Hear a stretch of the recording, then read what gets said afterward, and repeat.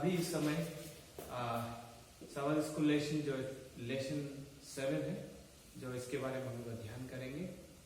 और उससे पहले मैं ये कहना चाहूँगा आप लोगों को, प्लीज़ आप लोग भी अपने किताब लेकर, और जो अध्ययन करने वाला जो सबक स्कूल है, शायद आप लोग का डाउनलोड ऑनलाइन से किया होगा, शायद उससे आप देखिए और अध्ययन करिए। साथ में आप लोग भी अपनी बाइबल को लेके साथ में बैठिए और देखिए वहाँ, और यही मैं आप लोगों से अनुरोध करना चाहूँगा। और अभी इस समय मैं सब्जेक्ट में नहीं जाने से पहले मैं छोटा सा प्रार्थना करना चाहूँगा। सर्वशक्तिमान परमेश्वर, आपको धन्यवाद इस समय, और यही समय हम लोग को दिया प्रभु। आज की जो सबक स्कूल डिस्कशन में, आज खासकर लेसन 7 में हम लोग ध्यान करेंगे, ताकि प्रभु आपके जो पवित्र आत्मा हम लोगों के बीच में रहे, खासकर मेरे साथ, और जो सुन रहे हैं प्रभु, हम लोग एक साथ मिलकर अध्ययन कर सकें, क्योंकि ये विनती आपके लौटा पुत्र यीशु मसीह के नाम से मांगते हैं। तो अभी आज का जो अध्ययन जो है बहुत ही ये है जरूरी है, इम्पोर्टेंट है। जो आज से सबसे पहला वाला जो टॉपिक है सबक स्कूल डिस्कशन का, इस लेसन 7 का जो है, इसमें लिखा है language, text and context. Okay, अब देख सकते हो वहां पर क्या लिखा है, लैंग्वेज, टेक्स्ट एंड कॉन्टेक्स्ट। इसका ये मतलब है कि हम लोग इसमें ये बताएगी, जब हम लोग बाइबल का जब हम लोग ध्यान करेंगे तो उसमें एक चीज हम लोग को खासकर ध्यान रखना चाहिए, वो क्या है, लैंग्वेज। लैंग्वेज का मतलब भाषा, जो भाषा है, और वो भाषा का अंदर में क्या है, जब अध्ययन करते हैं खासकर बाइबल को, पवित्र शास्त्र बाइबल को, जब बाइबल में जब हम जाते हैं तो उसमें टेक्स्ट बोलते हैं, टेक्स्ट में उसमें लिखित रूप में किया गया टेक्स्ट है, हमें उसको हम लोग अध्ययन करना पड़ता है, उसको पढ़ना पड़ता है। और उसका सिर्फ टेक्स्ट को पढ़ने से नहीं होता है, बल्कि टेक्स्ट का साथ साथ हम लोग उसका कॉन्टेक्स्ट, शायद उस दिन और उस स्थिति और उस कौन सा दिशा में और कौन सा स्थिति में और कौन सा समय में का बारे में बात कर रहा है ये टेक्स्ट, इसको हम लोग समझना जरूरी है। कोई लोग ऐसे होते हैं कि पढ़ता है लेकिन सिर्फ टेक्स्ट को पढ़ लेता है और उसको एक सच्चाई रूप में उसको ले लेता है अपने जीवन में, इसको लिटरल रूप में ले लेता है अपने जीवन में।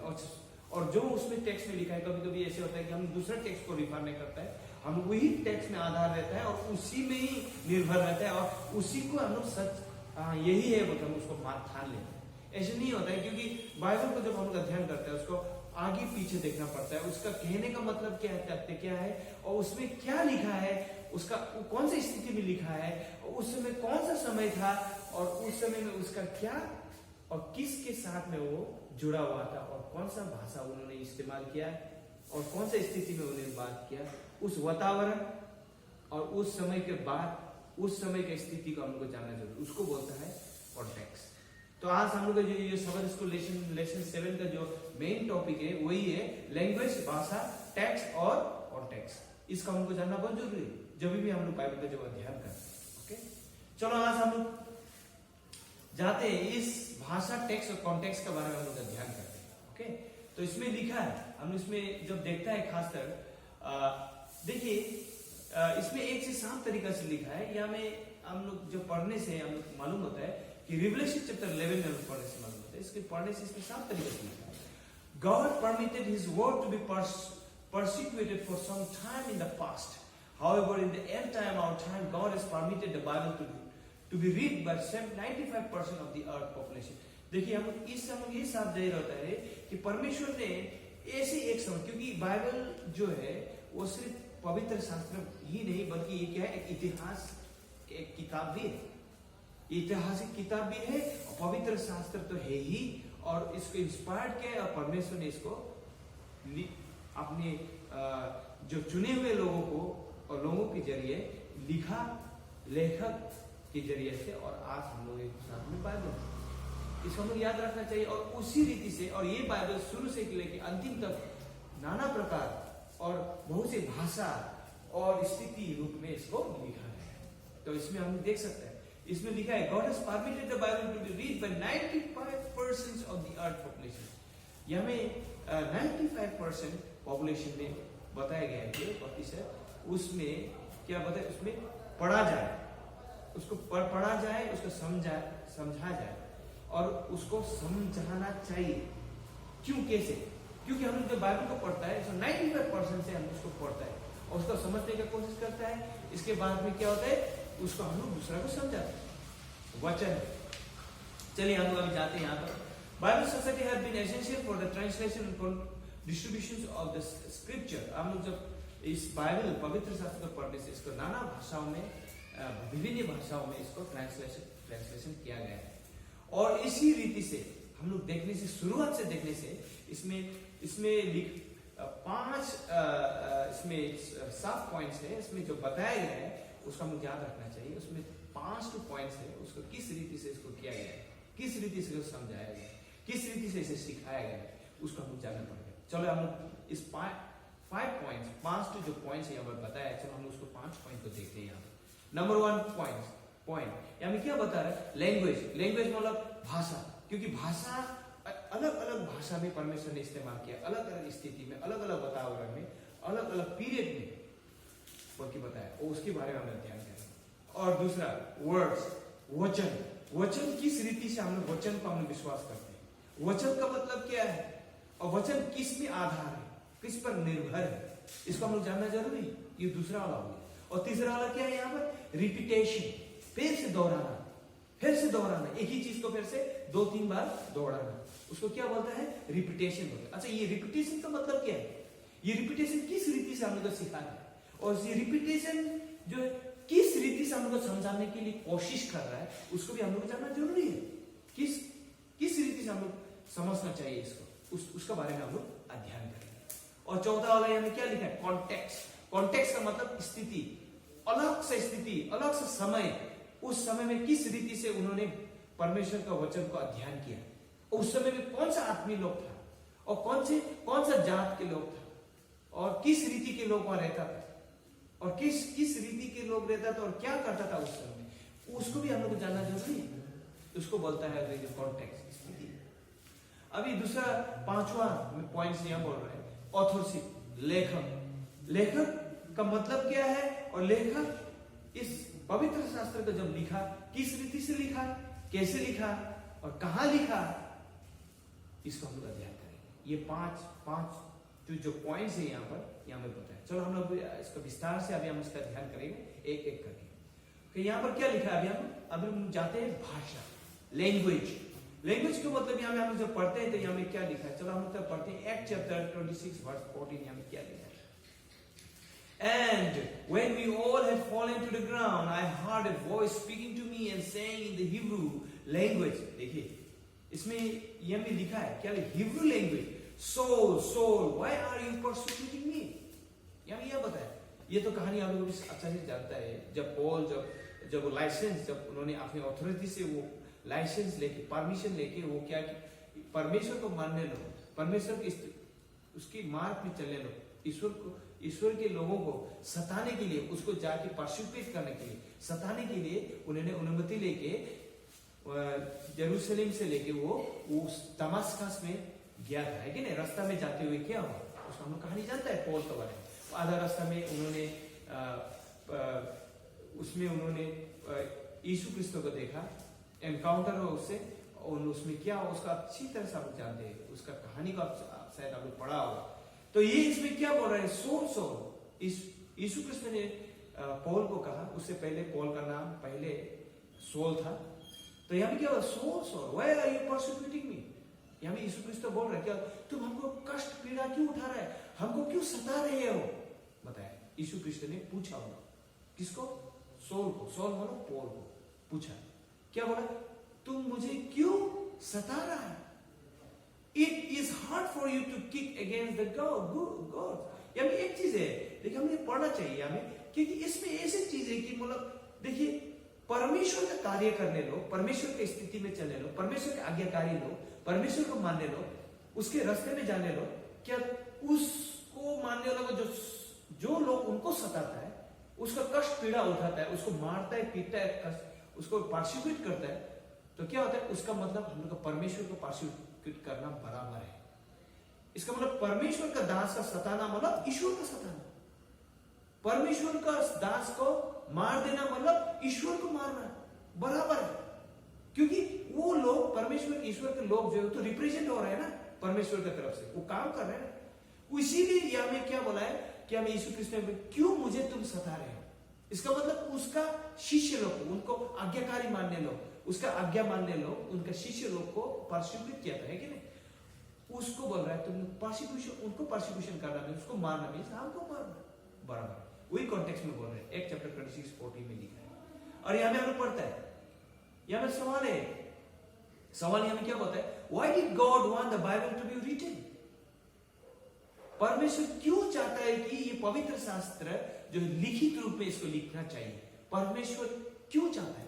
और परमेश्वर यह पता है, परमेश्वर चाहता है बोलता है, यह में कह रहा है, यह में सवाल भी है कि ये पूछ रहा है कि पवित्र शास्त्र बाइबल, और परमेश्वर चाहता है कि मतलब उसका वचन लिखित रूप में होना चाहिए, क्यों होना चाहिए, ये सवाल है। चलो हम लोग देखते हैं इसका सवाल का जवाब, इसमें क्या कर रहा है।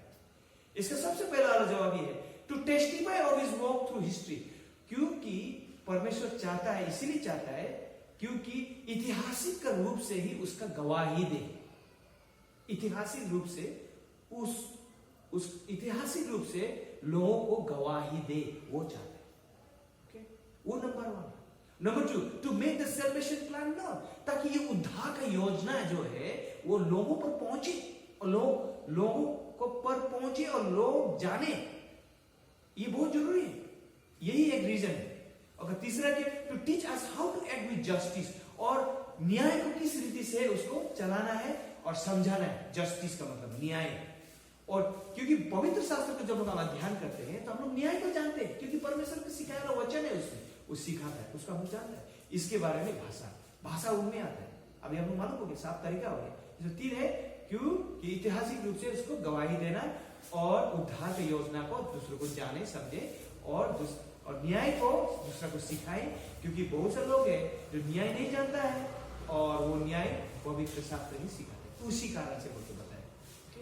सो यहाँ पर यही है, ये लैंग्वेज, उसके लिए भाषा का इस्तेमाल करते हैं। भाषा क्यों, उसको सिखाने के लिए तो भाषा में इसको कन्वर्ट करना पड़ेगा ना, भाषा में इसको सिखाना पड़ेगा ना। तो इसीलिए यहाँ में बताया कि परमेश्वर वचन को जो पवित्र भाषा रूप में, इस भाषा में इसको लिखित रूप में इसको लिखना चाहिए। इसका मतलब ट्रांसलेशन करना चाहिए, इसका मतलब विभिन्न भाषा में ये ट्रांसलेशन होना चाहिए और विभिन्न भाषा में ये फैलना चाहिए और दूसरों तक पहुंचाना चाहिए। ये है मेन पॉइंट, लैंग्वेज। आप लोग समझ गया होगा। चलो हम लोग आगे बढ़ते हैं दूसरा पॉइंट में। यहां में क्या लिखा है, हम लोग यहां में देखते हैं अभी वचन, वर्ड। अभी ये वर्ड जो हम लोग इसको वर्ड को जब पढ़ेंगे, ये वर्ड क्या है, चलो हम लोग पढ़ते हैं शाम चैप्टर 63 वर्स 3। हमें क्या लिखा है, because your loving kindness is better than life, my lips shall praise you. Okay, यहाँ में एक मुहावरे रूप से बताया गया, एक कविता मुहावरे रूप से बताया गया है। यहाँ में कैसे बताया, क्योंकि तुम्हारा दयालु प्यारा वाला जो दया जो तो क्या है कि मेरे जीवन से भी बेहतर है बोले। और यहाँ पे बताया ताकि मेरा जो शब्द, मेरा मुंह आपकी तारीफ करे, आपकी प्रशंसा करे, यही कह रहा है इसमें शाम चैप्टर 63 वर्स 3 में बताया। चलो हम लोग यहाँ देखते हैं, इसमें कुछ पॉइंट्स है और भी इसके अंदर, वचन के अंदर में और भी कुछ पॉइंट्स है जिसको मैं बताना चाहूंगा। As any other language, there are words in Hebrew and Greek that have several meaning or transmit diverse concepts. For example, अभी देखो इसमें हम लोग अध्ययन का सबसे शुरू वाला भाषा क्या, इब्रानी भाषा में परमेश्वर उसका इस्तेमाल किया था, है कि नहीं। इब्रानी हिब्रू लैंग्वेज, इब्रानी भाषा परमेश्वर ने सबसे पहले इस्तेमाल किया है, क्योंकि उस सबसे पहले चुना है हिब्रू, यहूदियों को चुना अब्राहम के जरिए से। तो ये भाषा इब्रानी भाषा के जरिए से परमेश्वर इस्तेमाल किया। तो इसको चलो हम लोग देखते हैं, इब्रानी से लेके यूनानी, ग्रीक को किस रीति से इसको समझा है। सबसे पहला, सबसे पुराना वाला, सबसे ओल्ड वाला लैंग्वेज जो परमेश्वर इस्तेमाल किया है वो हिब्रू है, हिब्रू इब्रानी लैंग्वेज। इसके बाद में उसमें न्यू टेस्टामेंट में जो आते हैं तो ग्रीक बोलते हैं उसको, यूनानी भाषा। चलो हम यहाँ में देखते हैं, यहाँ में क्या लिखा है, सेसेट मतलब ग्रेस, मतलब अनुग्रह, अच्छाई, दयालु और उसके बाद धार्मिकता, इसके बारे में बताया। और ये चीज बहुत जरूरी है, इसका मतलब सेसेट का मतलब वही। और उसी रीति से हम लोग देखना चाहिए, देखने से दूसरा वचन में इसमें सलाम का मतलब क्या है, शांति। ओके, और यहाँ में दो उसमें पॉइंट से पढ़ रही है, इनर पीस, अंतर शांत, आंतरिक शांत, मतलब इनर पीस। ओके, यहाँ ये बताया सेरेनिटी, होलनेस, पूरा स्वरूप से और आत्मिक धीमी से और गहराई रूप से इसका बारे में बताया। ये हिब्रू वर्ड है। इब्रानी भाषा में दो मीनिंग, इसका दो अर्थ है इसका। क्या है? सेसेड और शालोम। इसको हमें जानना चाहिए। There are different words that translated into one word in language. For example, remnant. हम लोग remnant बोलने से हम लोग मालूम है remnant शेर, पालात, मालात, याथार, सारित एंड घारित बोल के बताया। ये हिब्रू वर्ड्स है जिसमें हम लोग उसको अध्ययन करते हैं। तो इसमें क्या है कि हम लोग इसमें भाषा, जो वर्ड को जब इस्तेमाल करता है तो इसमें क्या होता है कि परमेश्वर अलग तरीका से अलग भाषा में उसको बताया जाता है। परमेश्वर को इस्तेमाल किया लोगों को, इसके वर्ड्स। तो सबसे पहले हम लोग को याद रखना चाहिए वर्ड्स, जो वचन बोलते हैं, सबसे शुरू वाला वचन, तो ओरिजिन, तो शुरुआत वाला वो क्या है? वो है इब्रानी भाषा, लैंग्वेज, हिब्रू लैंग्वेज है, जिसमें परमेश्वर ने उस लैंग्वेज से ही इंसानों को कम्युनिकेशन किया था। क्योंकि संसार का सबसे पहला शुरुआत वाला भाषा हिब्रू से शुरू हुआ था। क्योंकि परमेश्वर ने यहूदियों को चुना, उनकी भाषाओं से शुरू हुआ। इसके बाद में उसी भाषा से ये वचन, ये सुसमाचार दुनिया के कोने कोने में पहुंचा, और ये पहुंचना था। बाद में भाषा बदला और वो विभिन्न भाषा में उनको ट्रांसलेट किया गया है कि नहीं? यही है वचन। चलो हम लोग दूसरा पॉइंट्स में जाते हैं। अभी हम बोलते हैं रिपीटेशन। अब रिपीटेशन का मतलब क्या है? फिर से दौड़ाना, एक ही बात को 2-3 बार दौड़ाना, उसका मीनिंग है रिपीटेशन। चलो हम लोग यहाँ देखते हैं उसका मीनिंग क्या है। ये सब बिब्लिकल थियोलॉजी और स्टडी करने वाला जो क्या बोलेगा वो ऐतिहासिक रूप से हम लोग जो बाइबल को पवित्र शास्त्र अध्ययन करते हैं ना, उसके बारे में ही बात कर रहे हैं। तो यहाँ रिपीटेशन को 2-3 बार उसको दोहराना। चलो हम लोग उसको देखते हैं। जेनेसिस चैप्टर 1 वर्स 27 में क्या लिखा है? हम देखिए साथ। So God created man in his own image. परमेश्वर ने इंसान को अपना स्वरूप में बनाया, ठीक है? तो ये एक हो गया।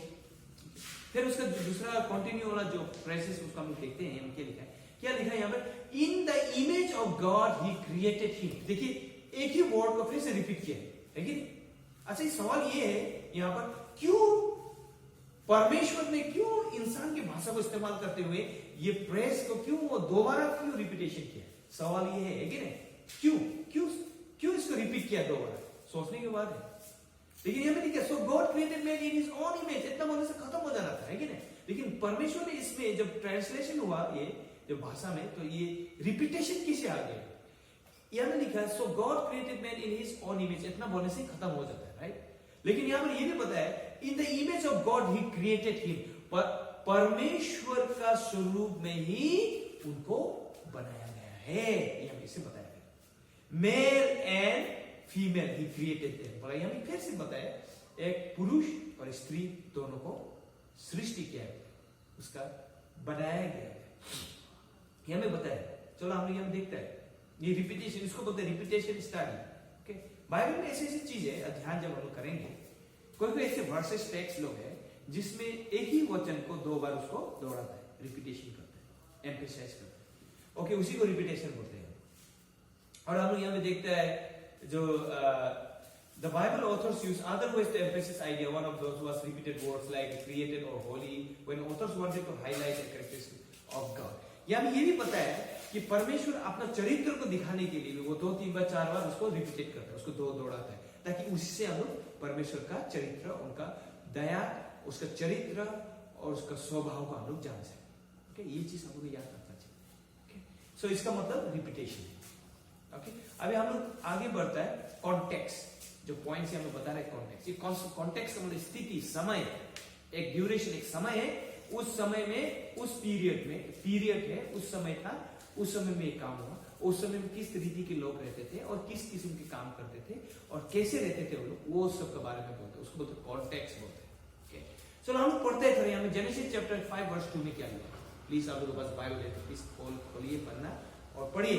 यहाँ में क्या लिखा है, फिर से मैं दोहराना चाहूंगा। जेनेसिस चैप्टर 5 वर्स 2 में लिखा है, यहाँ में क्या लिखा है? He created them male and female, blessed them and called them mankind in the days they were created. क्योंकि हमें फिर बताया कि परमेश्वर ने एक स्त्री और उसको बनाया और उनको आशीष दिया, और उसी की जरिए जितने भी मानवता है उसके जरिए से ही फैला और निकला। देखिए यहाँ पर यह बताया, ये एक कॉन्टेक्स्ट है। कॉन्टेक्स्ट मतलब एक ही भाषा में इसको इस्तेमाल कर रहा है, लेकिन एक ही भाषा से क्या कर रहे हो, वो मानवता में जा रहा है कि नहीं। शुरुआत हुआ एक से और इसी से ही सब समझ जाओ। शुरुआत एक है, लेकिन इस स्थिति में दूसरा स्थिति में इसको तुलना किया गया। The context is essential to correctly interpret the Bible in each verse. जो हम लोग कॉन्टेक्स्ट को बात करते हैं, स्थिति, जो समय, उसी के जरिए से ही हम लोग को अध्ययन, बाइबल का जो अध्ययन को, वचन को, उसका वर्ड्स को, उसका समय को हम लोग अच्छी तरह से अध्ययन कर सकते हैं और उसको समझ सकते हैं गहराई से। इसीलिए इसको हम लोग जानना जरूरी है। कॉन्टेक्स्ट हम लोग एक परमेश्वर का संतान होने के नाते परमेश्वर का वचन को जब हम लोग पढ़ेंगे तो हम उसका कॉन्टेक्स्ट, उसका स्थिति, उसका समय को भी हम लोग का जानना जरूरी है। ओके, यही कॉन्टेक्स्ट है, पॉइंट्स है। तो अब हम जाते हैं ऑथरशिप। ऑथरशिप का मतलब हम जानते हैं कि क्योंकि ऑथर मतलब जो लेखक जो है विभिन्न समय में उन्होंने लिखा। जैसे कि पहले 100 साल पहले एक ने लिखा, इसके बाद 200 साल के बाद एक ने लिखा, लेकिन आपस में वो लोग एक दूसरे को मालूम नहीं है, क्योंकि में 100-200 साल के गैप है दोनों के बीच में। लेकिन बाद में क्या हुआ, वो लिखा वाला उनके साथ में मिला, दोनों में कॉन्ट्रोडिक्शन नहीं है, दोनों में मिला हुआ है। और जो यहाँ लिखा पहला वाला जो लिखा वो पहले ही हमें बता चुका है।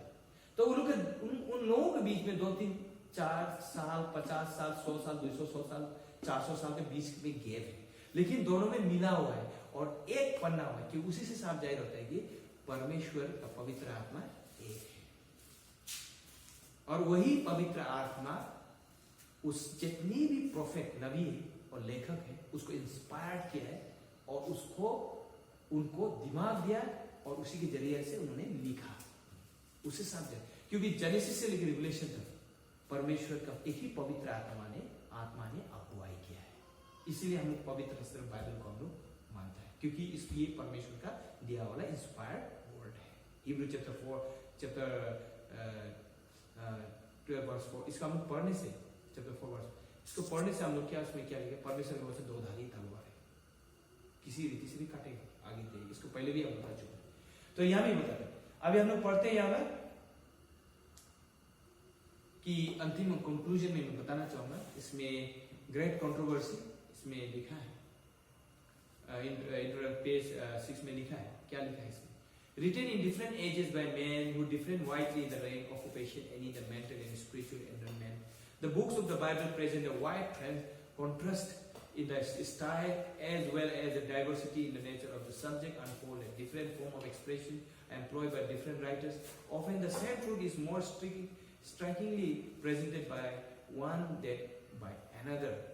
A different aspect of the truth in each, but a perfect harmony through all, and the truth does reveal, unite, and form a perfect whole, adapted to meet the wants of man in all circumstances and experiences of life. यह में हम साफ तरीका से लिखा है कि परमेश्वर के चुने हुए लोग विभिन्न समय में, विभिन्न रीति में, विभिन्न भाषा में इसको लिखा है।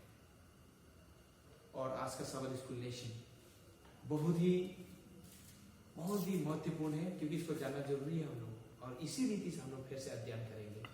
और मैं आशा रखता हूँ प्लीज आप लोग फिर से उसका अध्ययन करिए और एडवांस में स्टडी करिए, ताकि जब आप एडवांस में स्टडी करेंगे तो आप अध्ययन करने में अच्छा होता है, एक दूसरे को सीख पाता है, और जो यहाँ में सीखा है उसको आप समझ लेते हैं।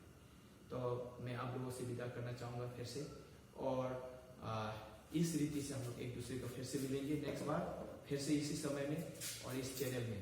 नमस्ते, परमेश्वर आप लोगों को आशीष दे।